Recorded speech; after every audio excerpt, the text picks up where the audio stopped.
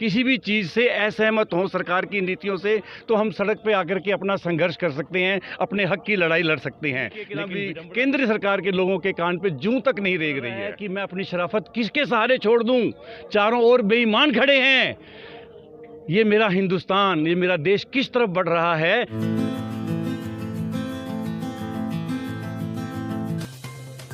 किसान बॉर्डर पे और भी बहुत से किसान यहाँ पे मौजूद हैं। आइए इनसे हम जानने की कोशिश करते हैं कि कल जो मोदी जी ने गुरुद्वारा में पहुंचकर माथा टेका, क्या वो माथा टेकना इस बात का सबूत था कि वो किसान के साथ है? अगर हैं तो फिर वो इस कानून को वापस लेने की क्यों नहीं सोच रहा? आइए इनसे जानने की कोशिश करते हैं। सर, कल मोदी जी पूरे दिन मीडिया में छाए रहे और ये देखा गया कि वो माथा टेक रहे हैं वहाँ और मुलाकात भी कर रहे हैं जो वहाँ थे मौजूद थे।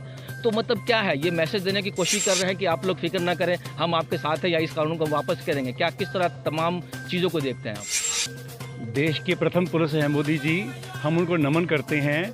और कल का जो उनका माथा टेकना है, हम उस रूप में, उस संदर्भ में लेते हैं कि वाहे गुरु परमात्मा जी उनको कि ना भी इस प्रकार से शिक्षा देंगे, इस प्रकार से उनका कि ना भी ज्ञानवर्धन करेंगे कि ये जो किसान भाई हैं ये भी एक ज़मीन से जुड़ी हुई हस्ती हैं और इनके साथ किसी प्रकार का अन्याय अगर तुम कर रहे हो तो ये ठीक नहीं है और जितनी जल्दी हो सके इसका सही समाधान कर दीजिए। यही भाई गुरु जी से हम आशा करते हैं कि उन्हें इस प्रकार का आशीर्वाद उनको गुरु परमात्मा देंगे। तो मतलब आपको क्या लगता है कि उनको कहीं ना कहीं इस कानून को लागू करने का, इस कानून को पास करने का पछतावा हुआ है? यही वजह है कि वो माथा टेकने गया, उनको लगता है कि मुझसे गलती हुई? नहीं, उनको अभी तक नहीं लग रहा कि कोई गलती हुई है।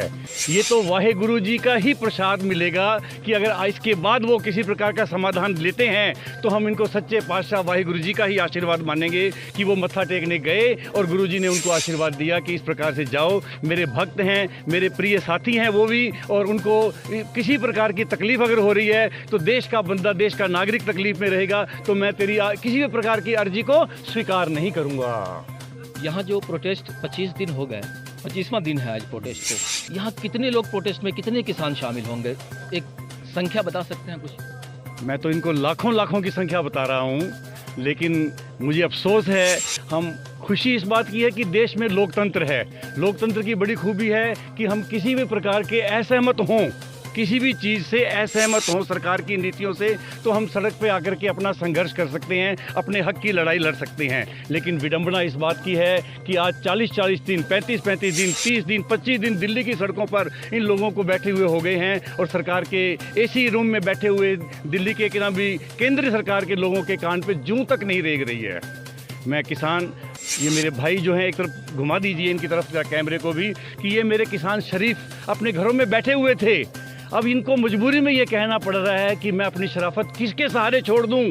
चारों ओर बेईमान खड़े हैं। ये मेरा हिंदुस्तान, ये मेरा देश किस तरफ बढ़ रहा है। खेतों में बिल्डर और सड़कों पर किसान खड़े हैं। ये पोजीशन हुई पड़ी आज इन किसानों की। आपको याद हो तो 2-3 दिन पहले की बात है, रागिनी तिवारी, जो दिल्ली दंगा हुआ था उसमें भी उसका नाम आया था और उन्होंने बहुत सारे कमेंट्स किया था जो सीए का प्रोटेस्ट चल रहा था। और 2-3 दिन पहले भी उन्होंने ये कहा कि अगर ये प्रोटेस्ट नहीं हटता है तो इसका अंजाम बहुत बुरा होगा, वैसा ही होगा जैसे जाफराबाद में हुआ था। इन तमाम चीज़ों को किस तरह देखते हैं? आखिर क्या है ये सब मामला? नहीं, हम इस बात पर कोई कमेंट नहीं करना चाहेंगे कि उन्होंने कहा कि जाफराबाद जैसा होगा या किसी हाथरस जैसा का, हम नहीं चाहते। ये हमारे किसान भाई हैं, किसी भी प्रकार की अप्रिय घटना को होने ही नहीं देना चाहते, ना ही होने देंगे। ये इनका दृढ़ संकल्प है। हम देख रहे हैं कि किसी भी प्रकार के राजनीतिक मंच को ये मंच साझा करने नहीं देते हैं। ये बहुत बड़ी बात है। आज 25 दिन हो गए हैं, हमने किसी भी प्रकार की अप्रिय घटना नहीं देखी है। आपको नहीं लगता कि इस किस्म की बातें करने के बाद यहाँ का माहौल ख़राब करने की कोशिश की जा रही है? ऐसे में सरकार को इस पर लगाम कसना चाहिए, नहीं लगता आपको? मेरा भाई किसान नादान नहीं है, ये जमीन से जुड़ा हुआ है। जमीन, मैं किसान की बात नहीं कर रहा हूँ, मैं सरकार की बात कर रहा हूँ कि अगर ऐसे लोग अगर मीडिया में आकर इस किस्म का बयान देंगे, ऐसी वीडियो वायरल करेंगे तो कहीं ना कहीं सामाजिक तौर पे एक माहौल ख़राब करने की कोशिश की जा रही है, ताकि कहीं ना कहीं ये जो प्रोटेस्ट चल रहा है वो भंग करने की कोशिश कहीं ना कहीं है। ऐसा नहीं लगता आपको?